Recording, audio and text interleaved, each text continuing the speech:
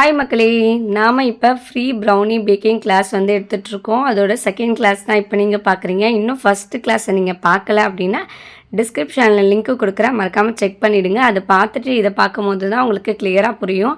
Next நம்ம என்னென்னலாம் பண்ணலான்னு சொல்லிட்டு இன்றைக்கி நாம் பார்க்க போகிறது ஒரு ப்ரௌனியை எப்படி அழகாக வந்து பேக் பண்ணி எடுக்கிறது, அதுக்கு என்னென்ன ஸ்டெப்ஸ் எல்லாம் ஃபாலோ பண்ணி எப்படி வந்து பண்ணணும் அப்படிங்கிறத நான் ப்ராப்பராக உங்கள் கூட சொல்கிறேன்.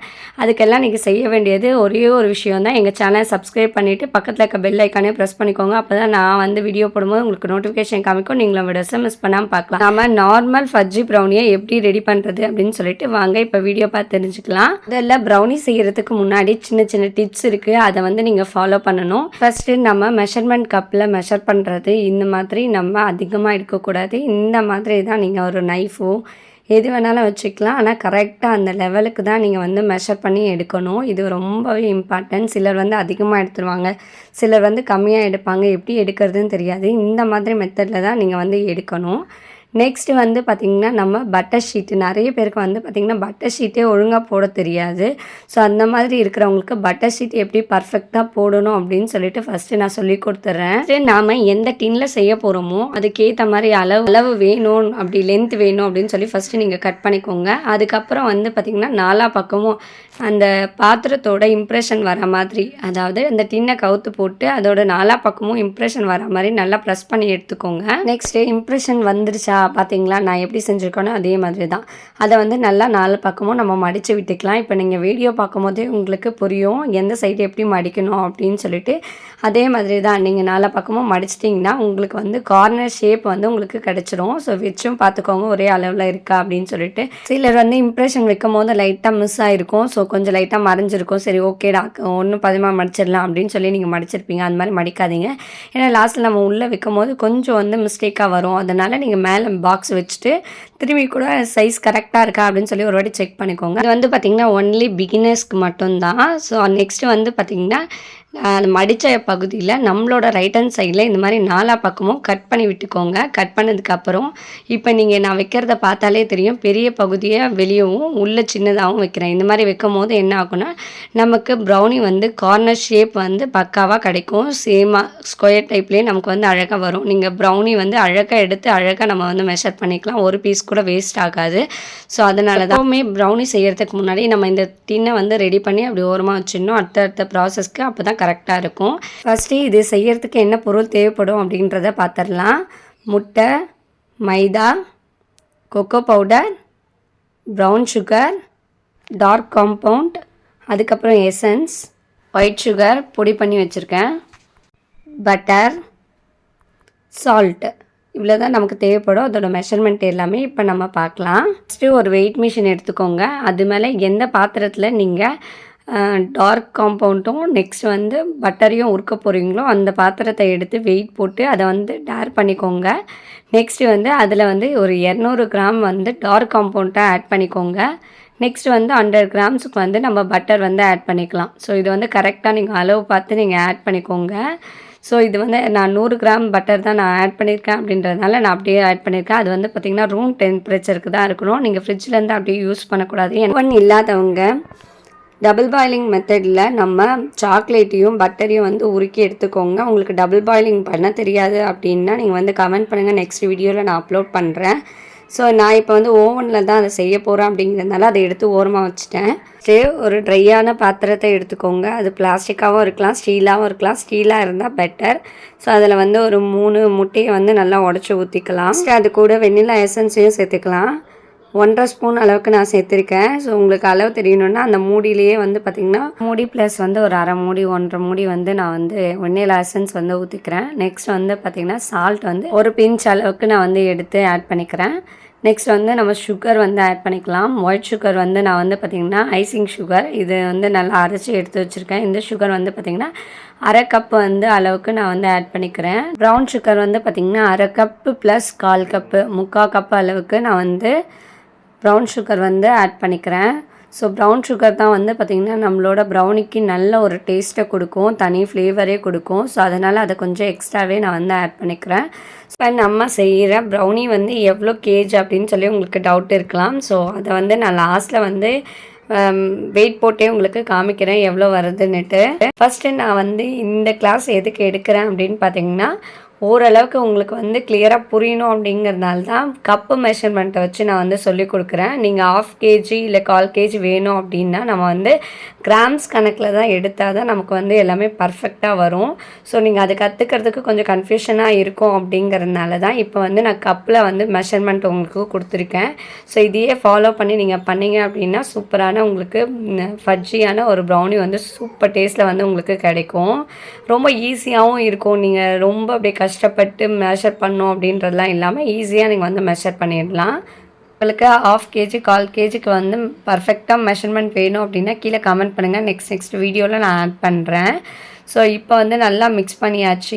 உங்களுக்கு சுகரும் நல்லா மெல்ட் ஆகிடுச்சு. அது பிட்வீனில் நான் வந்து பார்த்திங்கன்னா பட்டரையும் டார்க் காம்பவுண்டையும் ஓவனில் ஒரு 5 மினிட்ஸ் வச்சு நான் எடுத்துட்டேன். ஸோ நல்லா வந்து மெல்ட் ஆகிடுச்சு ரெண்டுமே. ஸோ அதை வந்து நல்லா வந்து மிக்ஸ் பண்ணிக்கலாம். மிக்ஸ் பண்ணிங்கனாலே நல்லா வந்து சூப்பராக வந்து மிக்ஸ் ஆகிடும். ஏன்னா ஒரு 5 மினிட்ஸ் வச்சா போதும். நீங்கள் ஓவன் இல்லை அப்படின்னா டபுள் பாயிலிங்கில் இதை ஃபஸ்ட்டு பண்ணிவிட்டு நீங்கள் அதை எடுத்து வச்சுட்டு அதுக்கப்புறம் பண்ணிங்கன்னா கரெக்டாக இருக்கும். ஏன்னா ஹீட் வந்து கரெக்டாக ஆகிடும். ஓவனில் வைக்கும் போது நமக்கு வந்து ஹீட் வந்து ஓவராக இருக்காது, லைட்டாக தான் இருக்கும். நம்ம இதை மிக்ஸ் பண்ணுறதுக்குள்ளேயே ஓரளவுக்கு நமக்கு ஆறி கிடச்சிடும். ஸோ அதுக்கப்புறம் ரெண்டுத்தையும் மிக்ஸ் பண்ணும்போது ஈஸியாக இருக்குது. அதனால் நான் வந்து இந்த மெத்தட் தான் ஃபாலோ பண்ணுறேன். உங்களுக்கு டபுள் பாயிலிங் வேணும் அப்படின்னா மறக்காமல் கீழே கமெண்ட் பண்ணுங்கள். அதையும் நான் வந்து செஞ்சு காமிக்கிறேன். இப்போ பார்த்திங்கன்னா நல்லா மிக்ஸ் ஆகிடுச்சு.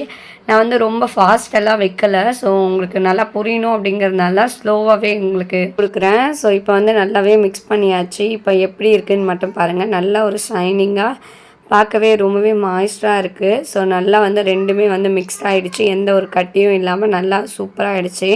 ஸோ இதை வந்து பார்த்திங்கன்னா நம்ம ஏற்கனவே எக்கு வந்து பீட் பண்ணி வச்சுருக்கோம்ல, ஸோ அது கூடயே வந்து பார்த்திங்கன்னா ட்ரை இன்க்ரீடியன்ட்ஸ் நம்ம ஆட் பண்ணிக்கலாம். ஸோ அதுக்கான அளவு பார்த்திங்கன்னா மைதா வந்து 1/2 கப் அளவுக்கும் கொக்கோ பவுடர் வந்து ஒரு 1/4 கப் அளவுக்கும் நான் வந்து எடுத்து வச்சுட்டேன். ஸோ அதை வந்து ஒரு ஜெலிக்கிற இதில் போட்டு நல்லா நம்ம ஜெலிச்சிக்கலாம். ஏன்னா அப்போ தான் நமக்கு வந்து பார்த்திங்கன்னா கொக்கோ பவுடரில் அந்த பால் மாதிரி இருக்கிறது எல்லாமே நமக்கு வந்து பபுள்ஸாக வந்து க்ரியேட் ஆகிடும். நம்ம செலிக்காமல் போட்டோம் அப்படின்னா அந்த பால் எல்லாமே வந்து பார்த்திங்கன்னா சரியாக நம்ம மிக்ஸ் பண்ணாமல் மிஸ் பண்ணிட்டாலோ அது வந்து பார்த்திங்கன்னா ப்ரௌனியில் அங்கங்கே வந்து பார்த்திங்கன்னா உங்களுக்கு சாக்லேட் ரொம்ப கசக்கிற மாதிரி இருக்கும். ஸோ நல்லா இருக்காது. டேஸ்ட்டும் கொஞ்சம் டிஃப்ரெண்ட்டாக நமக்கு மாறின மாதிரி இருக்கும். அதனால் இந்த மாதிரி ஜலிக்கிறத வச்சு நல்லா ஜலிச்சுட்டு அதுக்கப்புறம் நம்ம ஆட் பண்ணிக்கிட்டோம் அப்படின்னா சூப்பராக இருக்கும். இந்த ஒரு விஷயத்த வந்து நான் மறந்துட்டேன். ஸோ அதையும் நான் இப்போ வந்து மென்ஷன் பண்ணிடுறேன். Very sorry.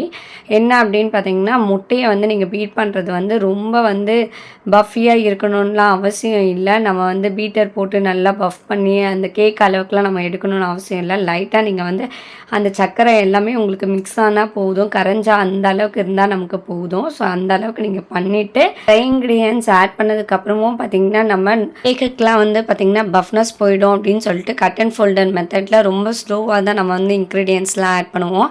அந்த மாதிரிலாம் இதுக்கு தேவையில்லை. ஏன்னா இதுக்கு வந்து பஃப்னஸ் நமக்கு தேவையில்லை அப்படிங்கிறதுனால நீங்கள் எந்த மெத்தடில் வேணாலும் நீங்கள் வந்து மிக்ஸ் பண்ணிக்கலாம். பட் ஆனால் பார்த்திங்கன்னா ட்ரை இன்க்ரீடியன்ஸ் நல்லா மிக்ஸ் ஆனோம் அந்த வெட் இன்க்ரீடியன்ஸ் கூட. ஸோ அது மாதிரி நல்லா மிக்ஸ் பண்ணதுக்கப்புறம் வந்து பார்த்திங்கன்னா நம்ம ஏற்கனவே பட்டரையும் காம்பவுண்டையும் வந்து நல்லா மெல்ட் பண்ணி வச்சுருக்கிறத ஆட் பண்ணி நல்லா வந்து மிக்ஸ் பண்ணிக்கணும். அவ்வளோதான். மிக்சிங் தான் நமக்கு ரொம்ப முக்கியம். இப்போ வந்து பார்த்திங்கன்னா நமக்கு ப்ரௌனி பேட்டர் வந்து ரெடி ஆகிடுச்சு. ஸோ இதுக்கு பிட்வீனில் வந்து ஓவனை வந்து 180 டிகிரி செல்சியஸில் 10 நிமிஷம் வந்து ப்ரீ ஹீட் பண்ணி வச்சுருங்க. ஏற்கனவே வந்து நம்ம வந்து டீனில் வந்து பட்டர் ஷீட் போட்டு ஆல்ரெடி எடுத்து வச்சதுனால இந்த பேட்டர் எடுத்து அதில் ஃபில் பண்ணிக்கலாம். ஸோ ஃபில் பண்ணதுக்கப்புறம் அதில் எதுவும் பபிள்ஸ் எதுவும் இல்லாமல் இருக்கிறதுக்காக நம்ம டூத் பிக்கோ ஆர் இல்லை ஸ்டிக்ஸு எது வேணாலும் எடுத்துக்கலாம். நல்லா வந்து இந்த மாதிரி ரேப் பண்ணி விட்டு அந்த கார்னர் 4 சைட்லேயும் நல்லா வந்து ஃபில் பண்ணி விடுங்க. சில டைம் வந்து அந்த ஃபில்லிங் வந்து அந்த கார்னர் மட்டும் போகாமல் கூட ஒரு சமயம் பபிள்ஸாக வந்து க்ரியேட் ஆகிடும். ஸோ அதனால் அந்த மாதிரி பண்ணிவிட்டு ஒரு டேப் பண்ணிவிட்டு அதுக்கப்புறம் வந்து நம்ம ஓவனில் வந்து செட் பண்ணிடலாம். நான் வந்து பார்த்திங்கன்னா 180 டிகிரி செல்சியஸில் பேக்கிங் மோடில் வந்து ஒரு 30 மினிட்ஸ் வந்து வச்சுருக்கேன். ஸோ எந்த வந்து பர்ஃபெக்டாக வந்து ரெடி ஆகிடும். சில ஓவனில் வந்து 30 to 35 மினிட்ஸ் வந்து எடுத்துக்கும். என்னோடது வந்து பார்த்திங்கன்னா 7 இன்ச் டீனில் தான் நான் இன்றைக்கி பேக் பண்ணி காமிச்சிருக்கேன் உங்களுக்கு. என்னோடய ஓவனை பொறுத்த வரைக்கும் நான் 30 மினிட்ஸ் இந்த பேக் பண்ணி எடுத்தேன்னா கரெக்டாக வந்து சூப்பரான ஃபஜ்ஜி ப்ரௌனி வந்து கிடச்சிடும். சில ஓவனில் வந்து டைமிங் மாறும். அந்த மாதிரி மாறுதான் இருந்தால் 30 மினிட்ஸ் நீங்கள் செட் பண்ணிட்டதுக்கப்புறம் வெந்திருக்கா இல்லையான்னு ஒரு டூத் பிக் வச்சு டெஸ்ட் பண்ணிவிட்டு அது ஒட்டாமல் வந்துச்சு அப்படின்னா வெந்திருக்குன்னு அர்த்தம். ஒட்டிச்சுன்னா இன்னும் ஒரு 5 மினிட்ஸ் ஆர் 10 மினிட்ஸ் எக்ஸ்டெண்ட் பண்ணி வேக வச்சு எடுத்துக்கோங்க. நெக்ஸ்ட் டே ஆற வச்சு நீங்கள் கட் பண்ணிங்கன்னா சூப்பராக கிடைக்கும். பட் ஆனால் நான் வீடியோக்காக எடுக்கிறதுனால சூடாக இருக்கும் போதே நான் உங்களுக்கு எடுத்து எல்லாமே கட் பண்ணி எல்லாமே நான் காமிக்க போகிறேன். ஸோ நான் எடுத்துகிட்டு வந்து கொஞ்சம் நேரம் தான் ஆற விட்டு ரெஸ்ட் விட்டேன். அதுக்கப்புறம் வந்து பார்த்திங்கன்னா எடுத்துட்டேன். எடுக்கும் போதே பார்த்திங்கன்னா அந்த டின்னில் கொஞ்சம் கூட ஒட்டாமல் சூப்பராக வந்திருக்கு. நெக்ஸ்ட் உங்களுக்கு தேவையான அளவுக்கு நீங்கள் வந்து ஸ்லைஸ் பண்ணிக்கலாம். அது சின்னதாகவும் இருக்கலாம், பெருசாகவும் இருக்கலாம். ஸோ ஸ்லைஸ் பண்ணதுக்கப்புறம் தான் எனக்கு ஞாபகம் வந்துச்சு, நான் உங்களுக்கு வெயிட் போட்டு காமிக்கிறேன் அப்படின்னு சொன்னதுனால நான் டின்னை டேர் பண்ணிவிட்டு அதுக்கப்புறம் வெயிட் போட்டிருக்கேன். 692 கிராம் வந்து எனக்கு காமிச்சிருக்கு. ஸோ நம்ம இப்போ மெஷர் பண்ணியிருக்கிறது எல்லாமே பார்த்திங்கன்னா 692 கிராமுக்காக நம்ம வந்து மெஷர் பண்ணி அழகாக வந்து நம்ம பண்ணியிருக்கோம். எவ்வளோ சூப்பராக ஃபஜ்ஜியாக வந்திருக்குன்னு நீங்களே பாருங்கள். அவ்வளோ டேஸ்ட்டாக இருக்கும். ஆல் ஓவர் தமிழ்நாடு ஃபுல்லாக நம்ம ப்ரௌனி சேல் பண்ணிகிட்ருக்கோம். உங்களுக்கு ப்ரௌனி தேவைப்படுது அப்படின்னா கீழே கொடுத்துருக்க நம்பருக்கு வாட்ஸ்அப் பண்ணி உங்கள் ஆர்டர் ப்ளேஸ் பண்ணிக்கோங்க. அது மட்டும் இல்லாமல் சென்னை ஃபுல்லாக நம்ம வந்து கேக்ஸ் டெலிவரியும் பண்ணிகிட்ருக்கோம். உங்களுக்கு கேக் தேவைப்படுறதுனாலும் நீங்கள் வந்து ஆர்டர் பண்ணலாம். இன்றைக்கி வந்து பார்த்திங்கன்னா சூப்பராக செகண்ட் கிளாஸ் வந்து ஒரு ஃபஜ்ஜியான ப்ரௌனி எப்படி சூப்பராக வந்து மேக் பண்ணுறது அப்படின்னு சொல்லி தெரிஞ்சிருப்பீங்க. இதில் ஏதாவது டவுட்ஸ் இருந்தால் மறக்காமல் கீழே வந்து கமெண்ட் பண்ணுங்கள். இந்த வீடியோ வந்து உங்களுக்கு பயனுள்ளதாக இருக்கும் அப்படின்னு நினைக்கிறேன். இந்த வீடியோ உங்களுக்கு பிடிச்சிருக்கு அப்படின்னா ஒரு லைக் பட்டனை தட்டி விடுங்க. மற்றவங்களுக்கு யூஸ்ஃபுல்லாக இருக்கும்னு நினச்சிங்கன்னா மறக்காமல் ஷேர் பண்ணி விடுங்க. இதோட நெக்ஸ்ட் வீடியோவில் மீட் பண்ணுறேன். Bye friends.